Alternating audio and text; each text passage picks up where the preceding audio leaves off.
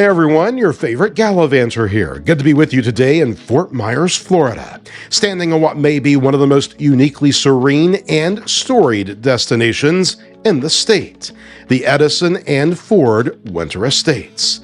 Yes, that Edison, yes, that Ford. Thomas Edison, the tireless inventor who helped electrify the world, and Henry Ford, the automobile pioneer who put America on wheels and made the Model T as familiar as Sunday church. These were two of the most influential minds of the early 20th century, shaping technology, industry, and daily life in ways we still feel today. Were they perfect? No. But this isn't about perfection, it's about perspective, because what remains here isn't a tribute to mythologized men, but a living museum of invention, curiosity, and the lush tropical escape where these titans of industry once wintered, wandered, and worked. Let's rewind to the late 1800s. Fort Myers was barely more than a frontier town when celebrated inventor Thomas Edison first paid a visit in 1885. He came looking for a quiet place to recover from illness, fish in peace, and experiment with exotic plants to find a domestic source of rubber.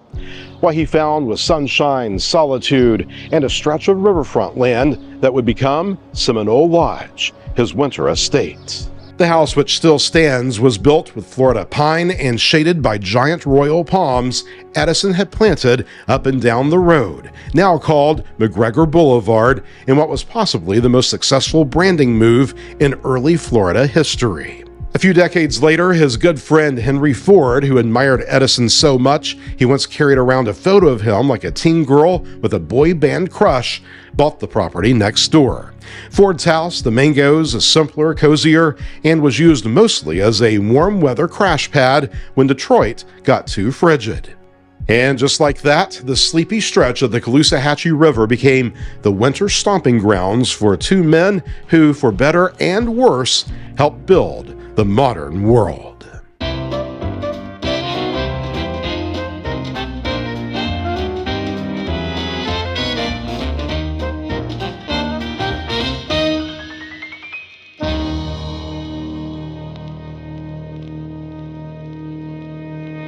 Walk these grounds today and you'll find a place shockingly serene.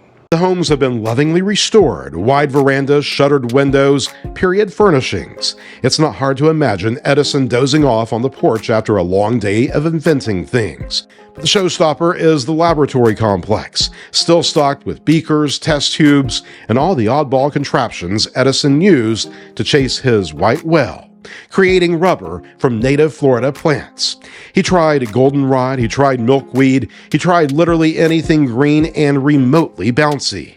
It was a decades-long quest that never quite paid off commercially, but did give us one of the most intact 1920s-era industrial labs left in America. Oh, and did I mention the banyan tree? It's massive.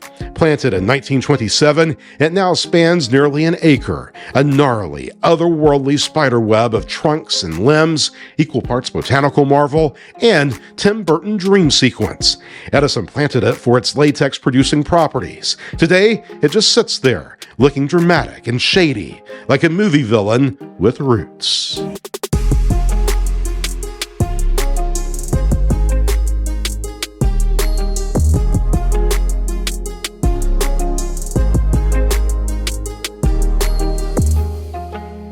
Henry Ford's winter estate, known as the Mangoes, sits quietly beside Edison's more sprawling compound.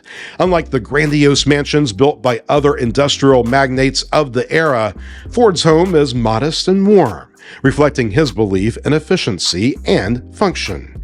He spent winters here with his family, escaping the Michigan cold, and deepening his longtime friendship with Edison. It's a house that reminds us Ford wasn't just a manufacturer. He was also a thinker, a man of strong ideas, unshakable beliefs, and tremendous influence. Some of his views sparked debate even in his own time, and history has rightfully scrutinized them. But his impact on mobility, labor, and industrial design remains one of the most significant legacies of the 20th century.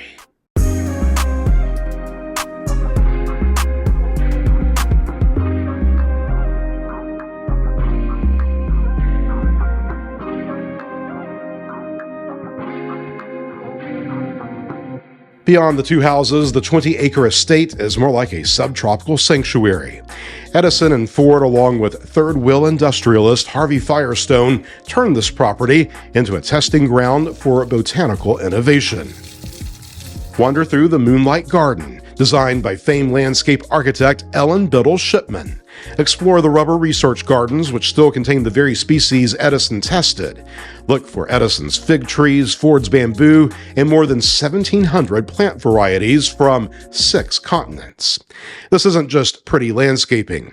It was part of an international project to break America's dependency on foreign rubber during World War I.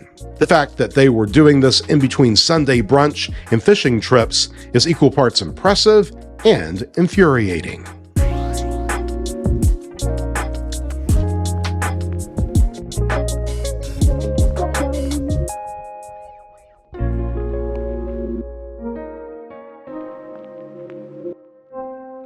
The adjacent museum brings it all together.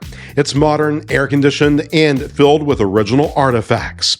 Edison's phonographs, early movie cameras, electric pens, Ford's vintage cars, and handwritten notebooks that offer a glimpse into the minds of two of America's greatest creators. There is a thoughtful balance here, exhibits that showcase not only their inventions, but also the evolution of American innovation. From rubber experiments to early electric lighting, it's an immersive experience that doesn't just show you what they built, it helps you understand why they built it, and how those ideas shaped the modern world.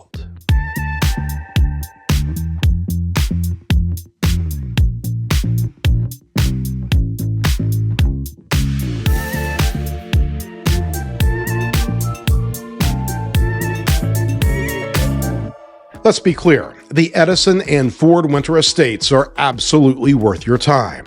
Not because Edison was a saint, not because Ford deserves redemption, but because this place, a place where innovation and nature collided, is a living, breathing meditation on American ambition.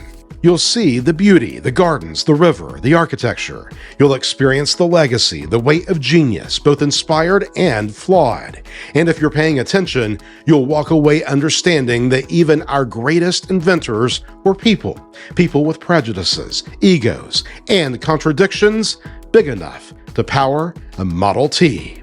This isn't a shrine. It's a conversation, a reckoning, a reminder.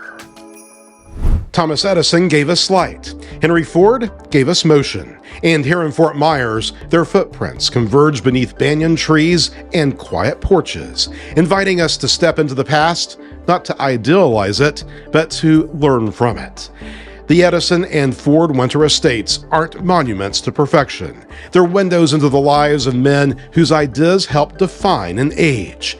They remind us that curiosity matters, that invention is messy, and that history, when preserved honestly, has something to teach all of us. Thank you so much for gallivanting with us. Be good to yourself.